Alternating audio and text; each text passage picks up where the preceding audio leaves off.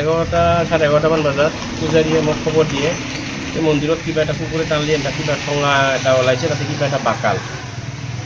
কিহৰ বা বাকাল আৰু আহি চাওঁ যে মোৰ অলপ সন্দেহ হ'ল কিবা বস্তু এইটো, আৰু মই আৰু লগ থানাত খবৰ দিলোঁ। আকৌ চালোঁ বুলিয়ে সন্দেহ হৈছে, চিনি নাপাওঁ। পুলিচক খবৰ দিয়ে, পুলিচে আহিল। অহাৰ পাছত ফৰেষ্টাৰো আহি বস্তুখিনি লৈ গ'ল।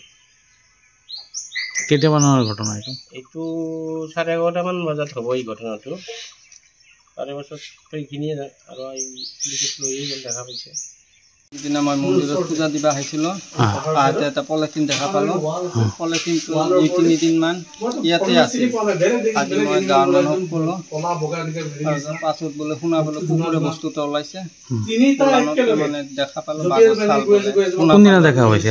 আজি দেখা হৈছে নেকি? আজি দেখা পূজা দিব আহিছিল নেকি আজি?